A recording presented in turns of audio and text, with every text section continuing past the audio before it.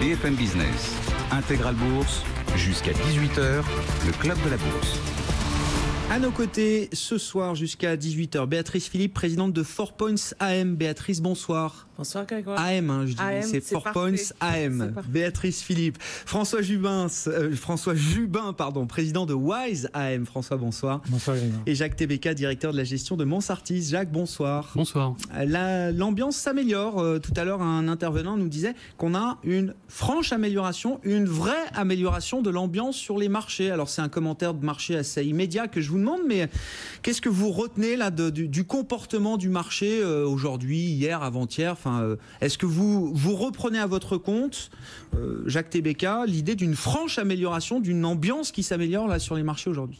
Alors clairement oui, quand on regarde les indices. Je ne peux pas dire le contraire, puisque depuis quelques jours, en effet, la plupart des marchés ont enregistré une hausse significative qui nous fait sortir des points bas qu'on avait enregistrés ces dernières semaines.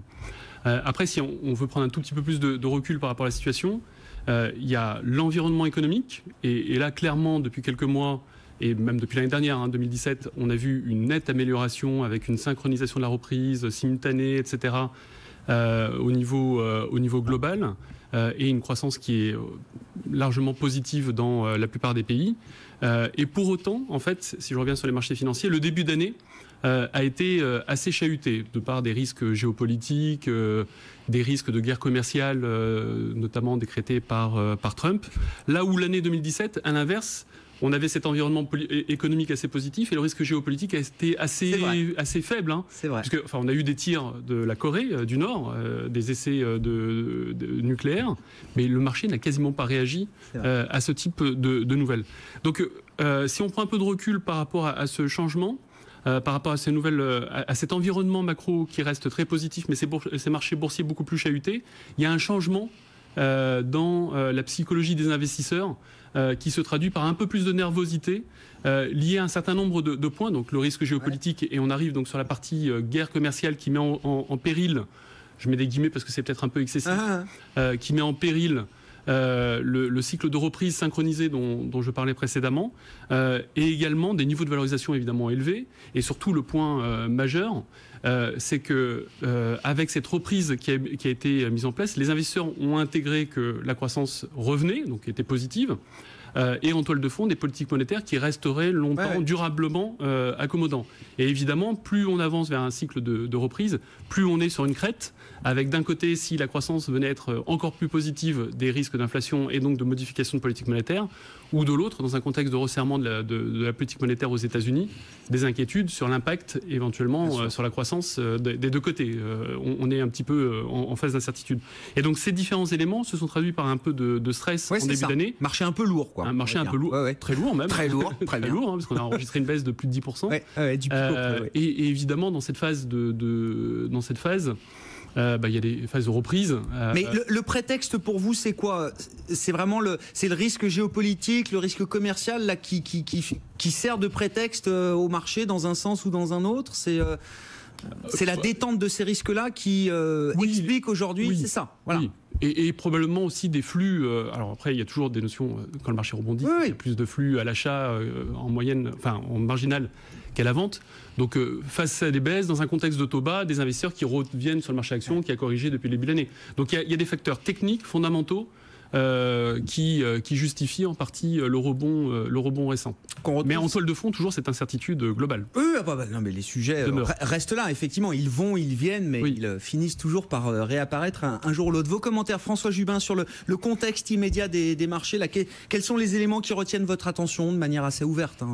Déjà, on avait, comme Jacques l'a souligné, on avait déjà des marchés qui avaient baissé au cours du premier trimestre. Donc, on a vu que Wall Street repartait, notamment les valeurs du Nasdaq qui avaient repris bien avant les valeurs européennes. Et là, on entre dans la période des résultats, de la publication des résultats. Donc, des résultats qui sortent de très très bonnes factures. On attendait 18%, on parle maintenant de 24%. Donc, on est au-dessus des attentes. Donc, tout ça, c'est quand même quelque chose qui nourrit le rebond des marchés qui avait été agité par les points dont avait parlé Jacques. Il y a un deuxième élément, c'est qu'on voit que depuis quelque temps, on a quelques données économiques aux États-Unis et en Europe encore plus, qui sont moins engageantes qu'elles ne le furent par le passé. Donc on se dit que finalement, le risque de taux d'intérêt, il est peut-être plus aussi présent qu'on pouvait l'imaginer. Donc tout ça, c'est un élément... Vous êtes en train de nous dire quand même que les moins bonnes nouvelles économiques sont des nouvelles positives pour le marché aujourd'hui, paradoxalement, François. Oui. D'accord. Exactement. Je pense qu'effectivement, c'est un point intéressant, y compris pour les actions européennes, parce que si on voit la séance d'aujourd'hui, je rappelle quand même qu'on était un petit peu en retard sur ces derniers jours par rapport au marché américain. Je crois que les données qui nous rassurent aux États-Unis vont également être intéressantes pour le dollar. Et si on regarde ce qui s'est passé sur les indicateurs européens aujourd'hui, et depuis quelque temps également, eh bien finalement, on s'aperçoit que la politique de la BCE ne sera pas aussi restrictive qu'on pouvait l'attendre. En tout cas, tout ça, ça joue en faveur d'une accalmie sur les taux, et puis peut-être une bonne nouvelle sur le dollar. Ouais. Donc c'est bon pour les actions européennes. On écarte le risque de taux, le risque de surchauffe. Peut-être et donc, pas définitivement. Oui, ah bah non. On n'en est pas là. Ça va et ça revient. C'est toujours comme ça que ça fonctionne sur les marchés. Béatrice Philippe, vos commentaires. Et puis, allez, je cite quand même un tweet de Donald Trump aujourd'hui. Non, mais il donne le coup d'envoi de l'amélioration aujourd'hui sur Twitter, Donald Trump. Il tweet très rapidement, l'emploi va mieux. Alors, on pourrait dire l'immobilier américain aujourd'hui, puisqu'il y a eu des indicateurs mis en chantier, permis de construire, qui se redressent assez nettement là sur le mois de mars. L'emploi, l'immobilier vont mieux. Les impôts ont été baissés. Profitez. On a l'impression qu'il, je sais pas, avec sa baguette magique là, qui donne au marché la direction du moment, Béatrice. Alors, effectivement, c'est dur de partir d'un tweet de Donald Trump, hein, quand même. Surtout après ce que Jacques et François ont dit, je suis d'accord. Effectivement, le marché était parti trop vite au mois de janvier, il a corrigé. Ce qui veut dire que les valorisations qui étaient un petit peu en pointe, il y a quand même eu des corrections sérieuses sur certains titres qui fait que maintenant il y a des choses qui sont assez attrayantes à acheter. Alors Donald Trump, il tweet sans arrêt. Effectivement, les fondamentaux sont très bons aux États-Unis. Ils sont très bons. Les bénéfices qui vont sortir vont certainement être effectivement d'une facture extraordinaire. Ouais. Les valorisations, du coup, les PE vont être un peu compressées. Bon, ils vont être moins élevés, en tout cas sur les 12 prochains mois. Et les risques géopolitiques, alors effectivement, il y a le crainte d'une guerre commerciale qui, il y a quelques semaines, était vraiment la hantise. Moi, j'y crois pas trop. Je pense que Trump, c'est beaucoup de la posture, qui fait ça pour négocier, mais qu'il n'y aura pas de véritable guerre commerciale. Avant tout, une guerre communication plus qu'une guerre commerciale. Parce que personne n'y a intérêt, ni les Américains, ni les Chinois. Donc, en fait, les éléments fondamentaux au niveau de la croissance économique synchrone, bon, qui s'apaise un tout petit peu, ce qui n'est pas mauvais, effectivement, pour les taux d'intérêt, fait que c'est Goldilocks toujours. Oui. Et donc profitez-en, enjoy. Profitez-en. Non, sur la géopolitique, ok, bon, risque de guerre commerciale avec la Chine, personne n'y croit. Non, je voulais vous entendre quand même un instant sur Trump et la Russie, parce que il y a quand même une tension là assez extrême entre les États-Unis, l'Occident en général, hein, avec des foyers de tension qui se multiplient avec Moscou, l'affaire Skripal, l'ingérence présumée évidemment politique aux États-Unis, le Moyen-Orient et le conflit syrien, à tel point que les dernières sanctions prononcées par le Trump, entérinées par le Congrès américain contre la Russie, ont été reçues très violemment par le marché russe. Par le marché russe, oui. Alors, Trump, qui était... Enfin, c'est une valse hésitation sur la Russie. Un jour, c'est le grand amour, le lendemain, c'est les pires des pires. Il faut dire que la Russie est quand même, sur le plan économique, beaucoup moins importante que la Chine. Sur le plan politique, c'est important, mais je pense que ça affecte beaucoup plus la Russie, effectivement, ces sanctions, beaucoup plus que, je dirais, le reste du monde. Alors, ça impacte certains secteurs. Il est clair que la Russie peut riposter avec le gaz, mais sur le plan industriel, c'est plus rien la Russie sur le plan industriel. Donc finalement, c'est politiquement important, mais économiquement pas très important pour le reste du monde. Trump et la Russie, enfin l'Occident et la Russie, comment vous regardez le sujet, Jacques ? Alors, je suis d'accord, c'est du point de vue occidental, ce plan économique, je laisse de côté l'aspect militaire et autres, sur lequel je ne maîtrise pas les choses, effectivement, l'impact est assez réduit. Donc, aussi bien du côté occidental, donc avec une part dans le commerce qui est assez faible, mais même si on regarde du côté russe, donc effectivement, la bourse russe, je crois, a perdu près de 7-8% et le rouble autant. Oh, ça a dû perdre plus de 10%, plus 10%. Un gros d'armes, mais je crois qu'aujourd'hui, on est à 7-8% par rapport au plus haut. Oui, c'est ça. Mais au pic au creux, c'était ça. C'est une bonne quinzaine, entre 15 et 20% cumulés avec la moitié pour un effet devise contre euro. Et l'autre moitié pour la baisse des marchés. Mais il ne faut pas perdre de vue que simultanément, en tout cas dans le contexte actuel, le pétrole a beaucoup monté. C'est vrai. Qui est une part qui représente, je prends le point de vue russe, qui représente une part importante de l'économie russe. Donc voilà, il y a deux effets un petit peu qui sont plutôt de nature à s'annuler. Et donc, si on reste sur le plan économique, purement économique, pour les Occidentaux, le poids de la Russie est assez faible, donc peu d'impact. Et pour les Russes, il y a un effet compensateur qui, alors peut-être pas lié au conflit dont vous parliez, mais en tout cas qui en net vient compenser l'ajustement récent des prix russes, quoi. Ouais, voilà. C'est ça. Du rouble et du marché russe. Bon, le pétrole qui reste ferme, on est toujours proche des $72 pour le baril de Brent cet après-midi. Le rouble qui baisse encore un petit peu, mais le marché russe qui respire un peu mieux, puisque alors, on devait avoir, nous disait hier Nikki Haley, l'ambassadrice américaine à l'ONU, une nouvelle série de sanctions contre la Russie, alors en lien cette fois avec des entreprises russes qui seraient elles-mêmes liées avec l'arsenal chimique syrien. Finalement, Donald Trump a décidé de reporter, décaler, suspendre cette série de sanctions. Donald Trump qui est en Floride aujourd'hui, qui reçoit le Premier ministre japonais Shinzo Abe. Les deux hommes s'entendent bien, ils aiment le golf. Et ça, c'est quand même un point fort.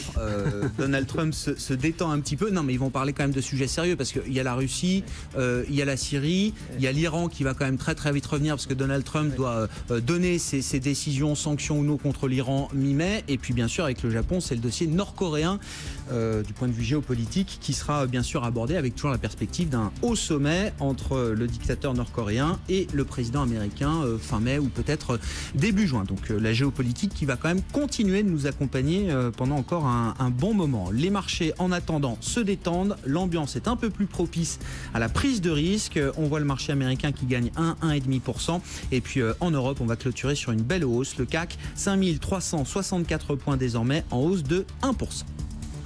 BFM Business, Intégral Bourse, jusqu'à 18h, le Club de la Bourse. Dernier quart d'heure de séance pour les marchés européens. On est en train de parler de la météo sur la côte est des États-Unis avec Béatrice Philippe. Non, mais sérieusement, en plus, on sait que le premier trimestre américain est toujours affecté par des événements saisonniers. Alors, il y a toujours une saisonnalité, puis il y a toujours la question de la météo. Vous étiez juste en train de nous dire en antenne que vous aviez eu une tempête de neige par semaine, encore au mois de mars à New York, Béatrice. Et puis des grosses tempêtes de neige, 25 cm. Mais non, mais c'est un indicateur. Alors ça fondait rapidement. C'est à regarder. Mais non, mais on verra. On a eu. Alors, tiens, intéressant, parce qu'on va avoir bientôt les premières estimations de croissance pour les premiers trimestres. Il y a le pays qui sort le plus vite ses estimations de croissance, c'est la Chine. C'était le chiffre quand même de la matinée, de la nuit même. Croissance chinoise de 6,8% au premier trimestre. Dans la foulée, la Banque centrale chinoise qui annonce une baisse des ratios de réserve obligatoires pour les banques. Donc on dessert un petit peu la vis du crédit sur le secteur bancaire. Et puis sur le front commercial, Pékin qui annonce ou qui officialise une poursuite de l'ouverture de certains de ces secteurs automobiles et aéronautiques en l'occurrence. Petit tour de table rapide, quelques commentaires là-dessus. François Jubin, président de Wise AM, sur les informations chinoises du jour. Là, qu'est-ce que vous retenez ? Elles sont bonnes. Elles sont bonnes parce que la croissance, c'est pas vraiment un chiffre qui est déterminant parce qu'on sait, on parle de manipulation. Bon, c'est très difficile d'avoir des informations sur juger en tout cas de la pertinence du chiffre de la croissance chinoise. Mais les ventes au détail sont là. Ouais. Donc les revenus progresse, la consommation est présente également. Vous soulignez des mouvements sur les réserves obligatoires qui sont à mettre en face de progression de crédits qui sont finalement mesurés. Donc on a là encore un message où on a le sentiment que la direction chinoise est aux manettes et qu'elle a un objectif qui est extrêmement clair et qu'elle le maîtrise. Pilotage de la Chine convaincant, Jacques Tébéka, parce qu'on parle de fine-tuning. Non, mais on pilote un paquebot, le plus gros paquebot du monde, là, quasiment. Donc, j'ai toujours beaucoup de méfiance.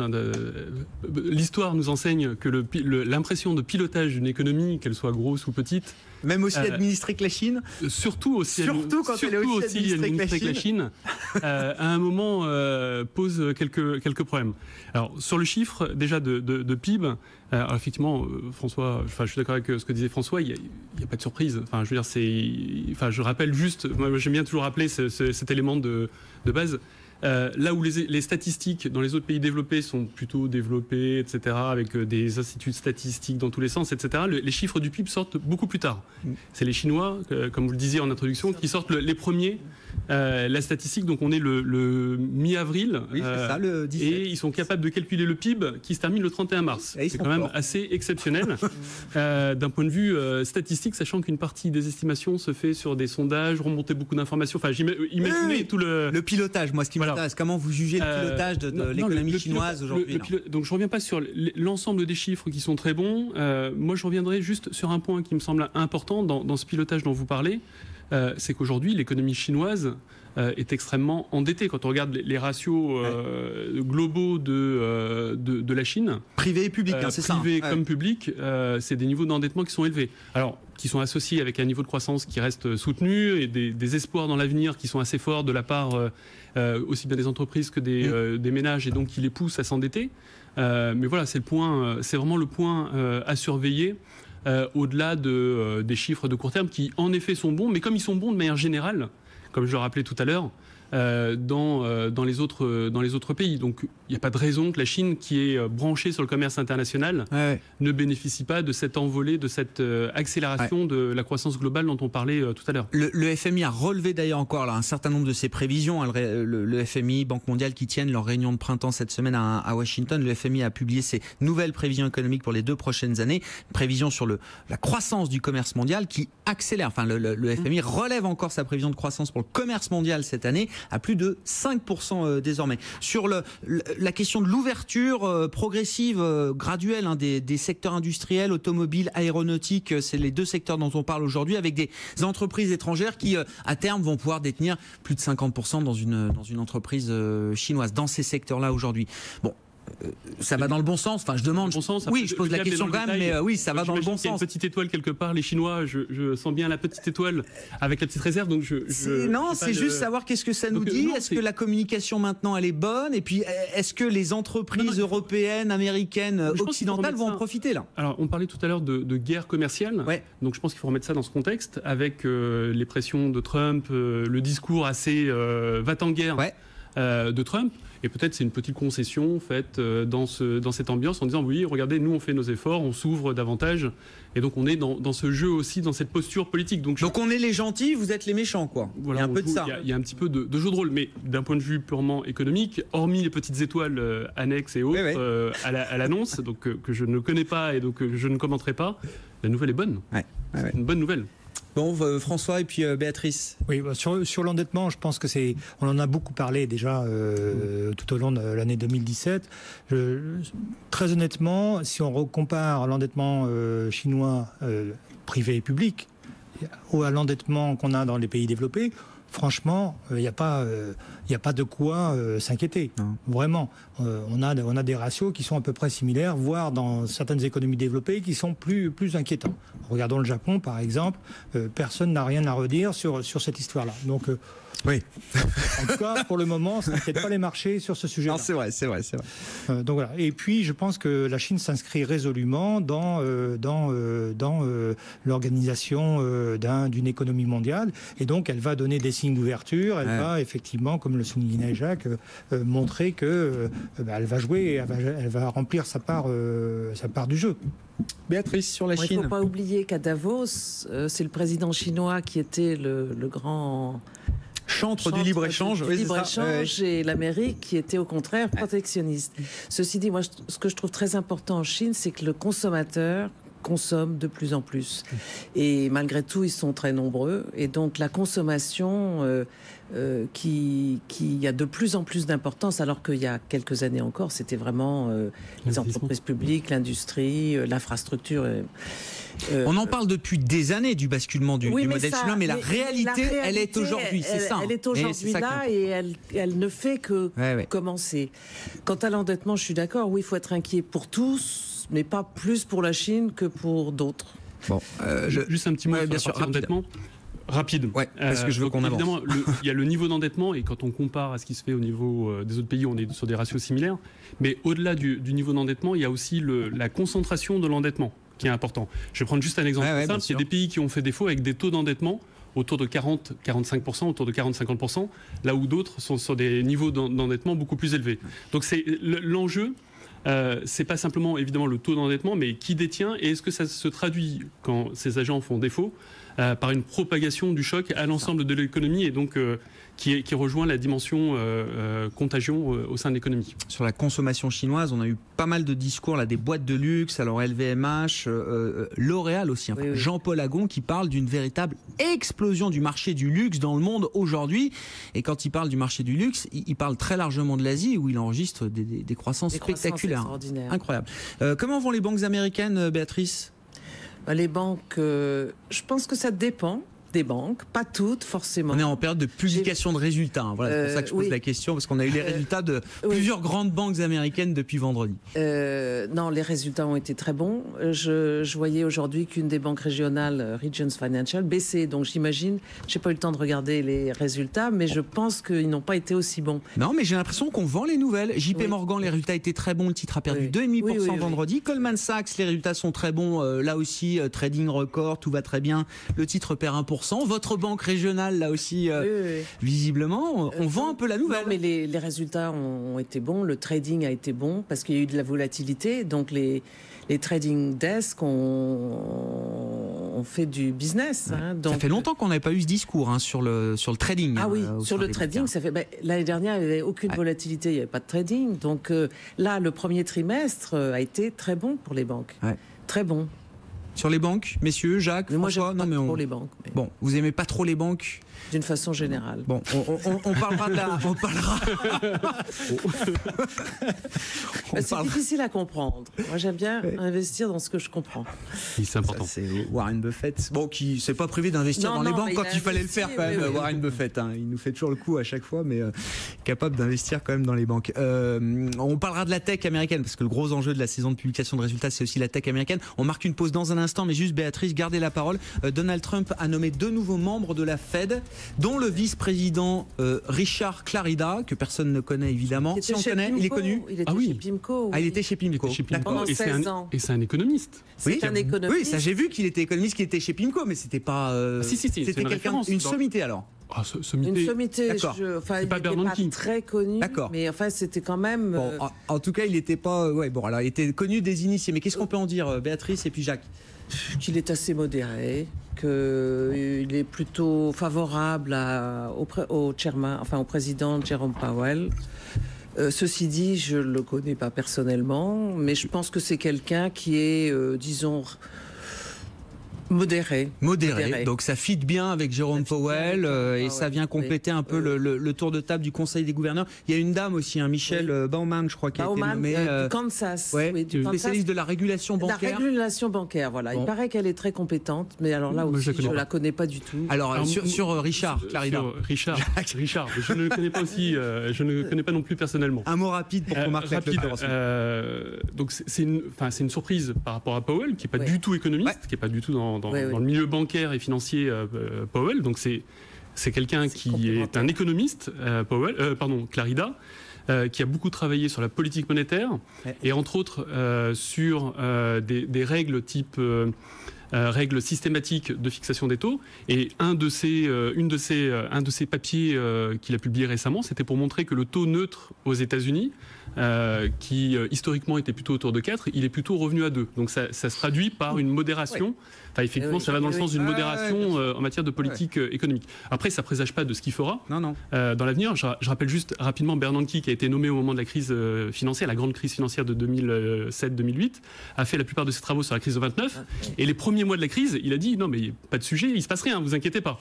Donc c'est pas parce qu'on a été un universitaire reconnu expert qu'on est capable aussi de prendre les bonnes décisions par la suite. Voilà, même si derrière Bernanke a pris les bonnes décisions. On marque une pause, on se retrouve dans un instant, on va clôturer ensemble cette séance en Europe. On gagne plus de 1% sur les indices européens. À tout de suite. Fin de séance sur les marchés européens. Nos trois invités sont toujours avec nous en plateau, évidemment, jusqu'à 18h pour commenter l'actualité du moment. Il nous reste pas mal de choses à voir. Je veux qu'on parle des techs. Netflix qui s'envole de 8% sur le marché américain. Enfin, après déjà repris 60% en 3 mois depuis le début de l'année.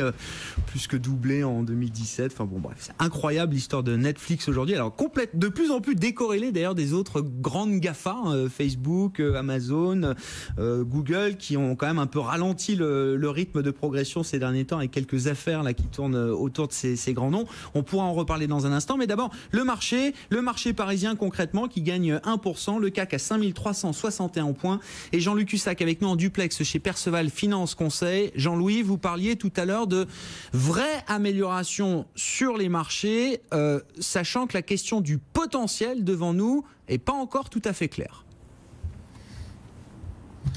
Oui, c'est le moins qu'on puisse dire. Donc à chaque fois qu'on a comme ça une reprise comme celle-ci, c'est la même question ces derniers temps. C'est quoi ? Il y a des forces de conviction derrière, il y a des gérants qui sont à la manœuvre, qui pensent que le marché peut monter à 5005, 5006, 5007, ou bien cette phase de reprise, elle est essentiellement technique et les achats sont plutôt issus de contraintes, c'est-à-dire des vendeurs à découvert qui se rachètent, une gestion de delta un petit peu plus importante sur les ventes de call, ils achètent des futurs pour se protéger, surtout que l'échéance c'est vendredi. Donc voilà, force technique ou force fondamentale. Et évidemment, de là, on aura la réponse sur le potentiel. En général, il faut au moins un ou 2 jours. Tout ne se fait pas en une journée. Bon, c'est bien. On a, si vous voulez, eu ce signal de reprise au-dessus de 5290, 5003. Il a eu du mal à s'enclencher, c'était très laborieux, puis aujourd'hui, voilà, c'est pas mal. Mais c'est comme d'habitude, c'est-à-dire c'est tout ou rien. Maintenant, qu'est-ce qu'on observe ? Un marché très régulier, beaucoup de valeurs qui sont arbitrées, des paniers, parce que les hausses sont très régulières. Et paradoxalement, le plus fort volume, c'est Vivendi, et c'est moins 1,7 à moins 1,3 pour l'instant. Alors bon, voilà, c'est pas formidable que le plus fort volume sur les actions du CAC soit une baisse. Bon, on a une volatilité implicite qui est revenue à 10,3, donc on peut dire qu'il y a eu une forte baisse de la version risque, qui avait du mal à se traduire sur le marché. Maintenant, ok, c'est fait. LVMH a distribué aujourd'hui, donc là, il y a 4 points, donc c'est toujours un truc qui impacte un peu le CAC 40, 0,08, on va dire, donc à rajouter à la performance de la journée. Bon, c'est bien. Moi, je pense qu'il y a une grosse barrière quand même autour de 5390, 5400. Voilà, maintenant, on va observer que font les grandes gestions, que font les acteurs fondamentaux, parce que là, je pense qu'on a quand même, encore une fois, des intérêts spéculatifs qui restent assez prépondérants. Mais voilà, on va voir si le relais arrive ou pas. C'est vraiment la question. Ah ouais, bien sûr, un marché qui a toujours besoin de ce relais fondamental. C'était vrai à la baisse, et Jean-Louis, vous avez été constant sur ce point. Chaque fois qu'on baissait, quitte à revenir sur des niveaux de danger autour de 5000 points, on voyait jamais de relais fondamental, de programme de vente fondamentale se mettre en place derrière. Et la même question se pose alors que le marché est en train de repartir de l'avant. Un CAC 40 qui remet quand même les compteurs à zéro depuis le début de l'année, qui repasse même en positif depuis le 1er janvier. Un des rares indices en Europe à être positif quand même depuis le 1er janvier, il faut le noter, avec la bourse de Milan. Alors là, elle qui caracole en tête avec une progression de plus de 8% depuis le 1er janvier pour le marché italien.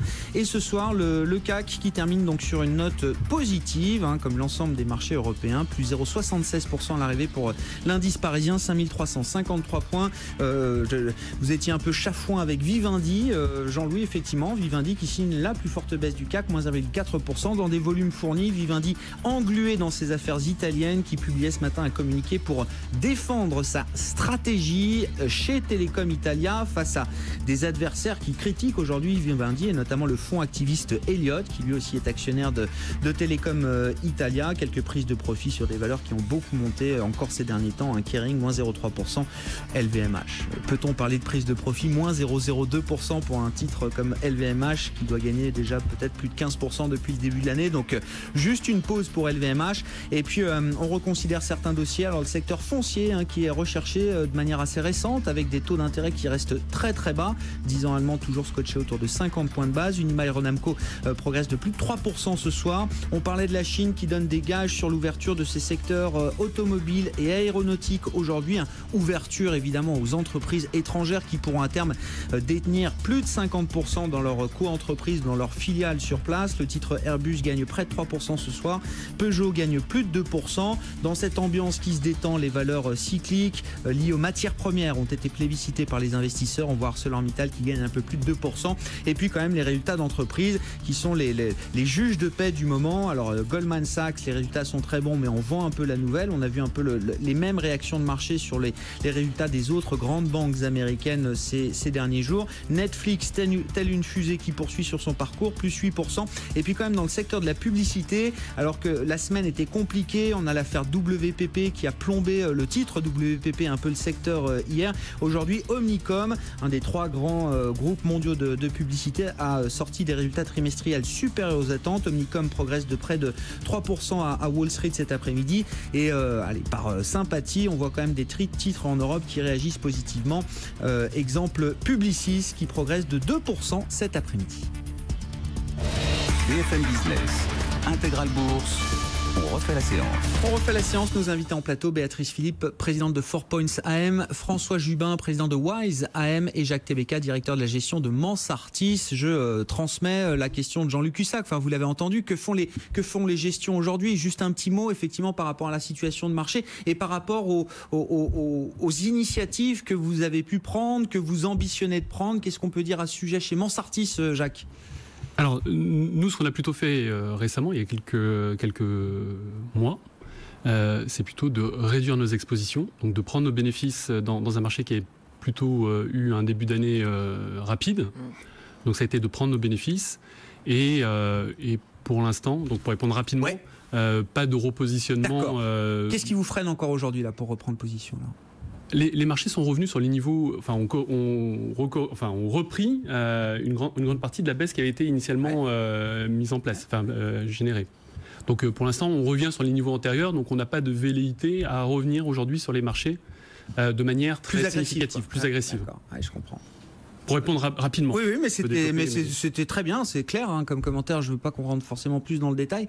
François, qu'est-ce qu'on fait chez Wise AM en ce moment? Chez Wise AM, on s'est repositionné il y a quelque temps lorsque le marché a corrigé. On a pris des foncières également parce qu'on estimait que le mouvement de taux d'intérêt était déjà bien mûr.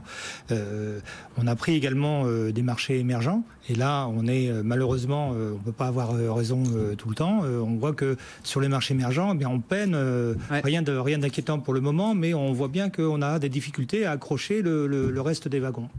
Donc voilà, aujourd'hui, on se laisse porter et je pense que l'embellie que nous connaissons, à mon avis, elle va avoir effectivement à un moment donné un plafond parce qu'on va buter sur des contraintes quand même de valorisation qui ne sont pas qui sont loin d'être résolues, notamment sur le secteur de la technologie. Eh bien, allons-y sur la tech, c'est parfait comme transition. Béatrice Philippe, non. Alors, on parlait des réactions de marché sur le secteur bancaire qui sort d'excellents résultats, mais on voit des réactions de marché plutôt négatives. Encore Goldman Sachs actuellement qui perd 1,5% après de très bons résultats.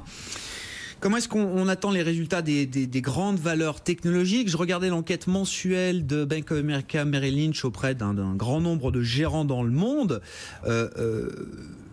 acheter les FANG et les BAT chinoises, donc le groupe de valeurs technologiques stars aux États-Unis et en Chine, ça reste le positionnement le plus surpeuplé, le plus extrême, on va dire, dans les gestions du monde entier. Ça fait 10 ans que les gérants sont surpondérés en valeur tech.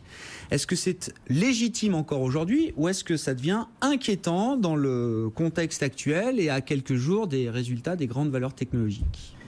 Alors je pense qu'au premier trimestre, les résultats vont être excellents.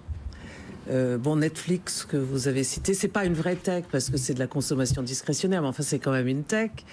Les résultats vont être très bons. Par contre, avec ce qui s'est passé sur Facebook, qui va affecter aussi probablement un peu Google, Alphabet, je pense que ça va probablement se ralentir un petit peu et effectivement les valorisations sont élevées. Donc ne souffre aucune déception, c'est ce qu'on comprend. Donc il va falloir le moindre ralentissement qui ne serait pas anticipé, c'est pas bon. Ça risque d'être peut-être dur. Mais c'est très difficile parce qu'en fait, elles connaissent une telle croissance. Un jour, ça va se ralentir. Alors, une façon un peu plus, disons, sécure ou sûre d'investir dans la tech, c'est d'investir dans les facilitateurs, dans les disons le second tier, hein, la deuxième tranche d'affaires de moyenne capitalisation, mais qui permettent de faciliter l'accès au cloud, des systèmes, alors que ce soit d'ailleurs dans la défense, l'armement ou la tech. Et donc les fournisseurs, quoi, des fournisseurs, voilà, des fournisseurs, les équipementiers de la tech, quoi. Voilà, des équipementiers de la tech, et qui sont alors beaucoup, disons, valorisés de façon qui sont beaucoup moins suivies. Alors elles sont beaucoup moins grosses, hein, c'est vraiment des mid-cap, mais il y a des choses intéressantes à faire. Mais ce qui correspond d'ailleurs beaucoup plus à notre tech en Europe de semi-conducteurs, de logiciels, d'équipementiers. Tout à fait. Oui, les GAFA, c'est une bande à part, quoi. Ah oui, c'est bon. Alors effectivement, il fallait être dedans, et si on n'était pas dedans, on était à côté de la plaque. Mais ceci dit, Alphabet, enfin Google, Facebook, c'est quelque chose d'un peu à part. Mais Apple n'est pas cher, mais Apple, ça va pas continuer éternellement non plus. Donc. Bon, vos commentaires, messieurs, restez surexposés, alors pas à la tech en général, vraiment à ce groupe de valeurs en particulier, si important pour les marchés, si important pour la croissance des marchés ces dernières années. Est-ce que c'est encore légitime aujourd'hui ou est-ce que ça devient inquiétant, Jacques ? Alors déjà, je vais revenir sur un point important. Pourquoi c'est aussi c'est un trade aussi suivi qui rentre dans les principaux trades du sondage BofA. Un chiffre pour résumer ça. Sur les 5 dernières années, le marché américain a pris à peu près 80%.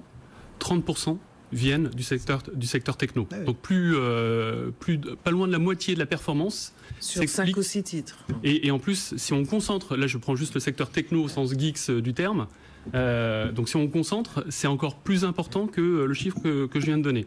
Donc qui explique la hausse du marché américain, non seulement du marché américain en absolu, mais quand on regarde même sur les dernières années, le marché américain a surperformé en devise locale, hein, toujours. Donc la performance en dollars du marché américain versus marché européen, mais d'autres marchés les autres places. Et l'essentiel de la surperformance s'explique par le comportement de ces valeurs-là. Ouais. Donc ça justifie pourquoi aujourd'hui la plupart des investisseurs zooment sur ces valeurs qui en plus sont perçues comme étant l'avenir. On est dans la révolution technologique 2.0 avec la fameuse bulle Internet, etc. Qui est revenue. Et donc qui concentre un intérêt évidemment des investisseurs assez important. Donc ça c'est le premier point. Deuxième point, et j'y ai partiellement répondu, c'est des valeurs qui sont sur l'avenir, donc c'est de nouveaux modes de consommation, d'échange, etc. Donc évidemment elles vont jouer un rôle du digital. Enfin je vais pas passer en revue toutes ces valeurs. Et donc qui sont non seulement elles jouent un rôle important, mais elles sont susceptibles dans l'avenir de continuer à jouer ce rôle important. Toutefois, il y a 2 points de faiblesse qui semblent émerger aujourd'hui. C'est on l'a vu récemment par exemple avec l'affaire Facebook, c'est tout ce qui est lié à la protection des données. Donc c'est des valeurs qui couvrent, qui sont des valeurs de réseau, enfin qui sont liées à du réseau. Par exemple Facebook, c'est quoi la valeur de Facebook ? C'est une application, ça vaut rien une application, hein. Mais c'est derrière les utilisateurs qui se branchent des milliards qui donnent de la valeur et donc derrière qui peut pousser le régulateur, donc les États, à venir contraindre leur business en limitant leur capacité à vendre des données, etc. Sur cette partie-là. Donc sans m'étendre plus sur cette partie-là, donc il met un risque sur ce type de valeur. Et un deuxième aspect, donc c'est essentiellement des valeurs américaines et chinoises aujourd'hui, c'est ce que vous disiez, les FANG et les BAT en Chine. J'adore les acronymes comme ça sur les marchés, c'est toujours assez marrant. Deuxième risque sur lequel portent ces valeurs, donc qui sont des valeurs internationales, c'est le risque fiscal. Le débat, par exemple, qu'on a aujourd'hui en Europe, c'est ces valeurs aujourd'hui qui échappent quasiment totalement à l'impôt.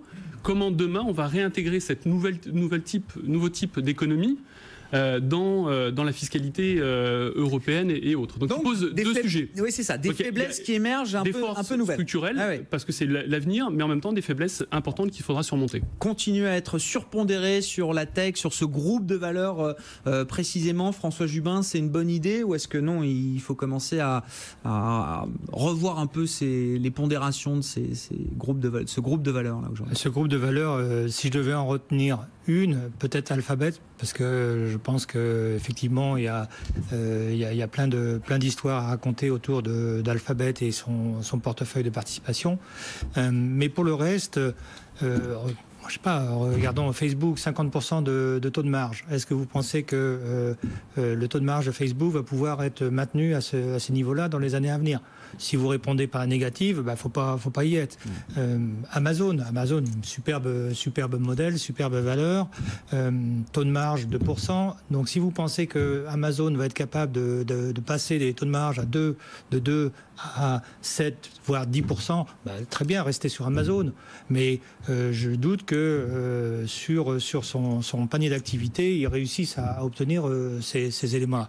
Donc clairement, nous, on est en dehors de ces secteurs-là. Ça, c'est une évidence. Oui, c'est ça. Pas en dehors de la tech, c'est ça que je veux bien. Si, en dehors de la tech globalement, ou comme le disait, faut qu'on marque une pause. Mais voilà, on parle juste de ce groupe de valeurs ou de la tech en général? Alors de la tech en général sur les grandes valeurs, parce qu'effectivement, si on prend le Nasdaq 100, on est très cher. Mais comme le disait Béatrice, si on va dans des aujourd'hui nos small cap européennes qui sont aussi des modèles tech. De toute façon, les modèles de croissance aujourd'hui dans l'Europe ou les États-Unis sont souvent des modèles qui sont inspirés de modèles disruptifs, de technologies. Donc il faut aller chercher ces valeurs et il faut descendre dans les tailles de capitalisation.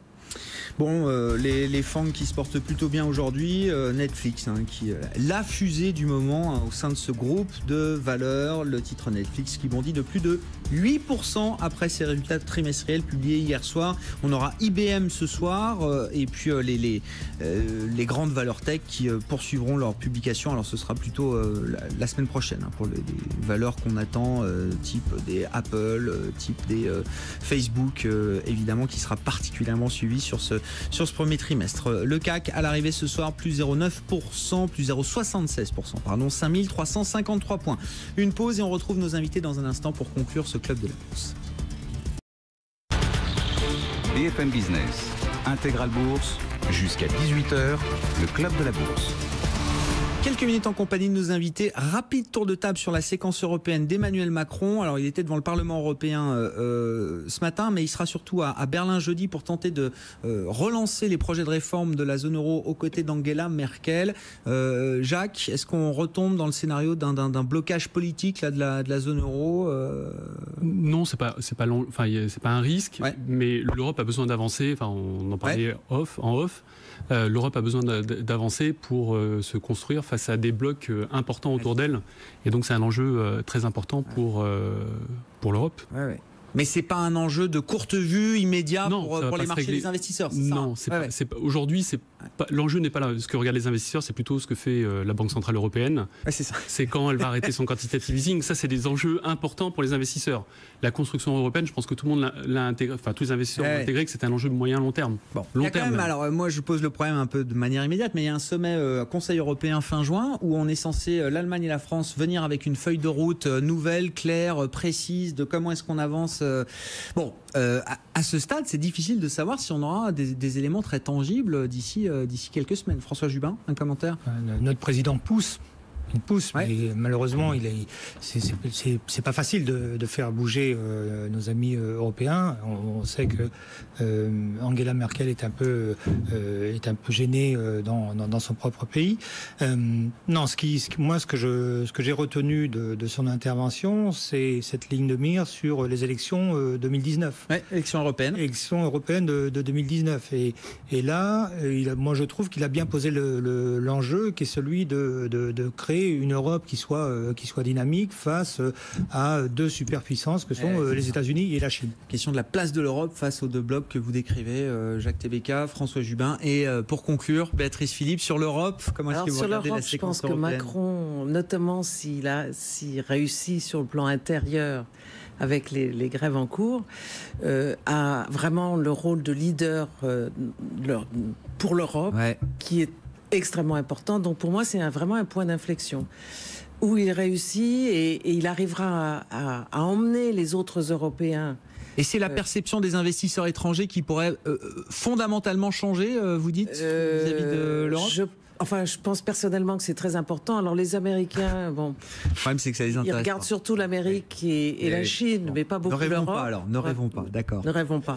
Mais je pense que pour l'Europe, c'est extrêmement important. Ouais. Merci beaucoup. Merci à vous trois d'avoir participé à ce club de la bourse. On se retrouve demain évidemment pour la suite d'Intégral Bourse. Les discussions qu'on mène sont en suspens. Voilà, elles vont continuer avec d'autres et vous qu'on retrouvera évidemment rapidement, je l'espère. Jacques Tébéka qui est avec nous ce soir, directeur de la gestion de Monsartis, Béatrice Philippe, présidente de 4 Points AM et François Jubin, président de Wise AM. Le CAC à l'arrivée ce soir plus 0,76%, 5353 points. À demain 15h30 sur BFM Business. BFM Business, Intégral Bourse, jusqu'à 18h, la bourse en temps réel.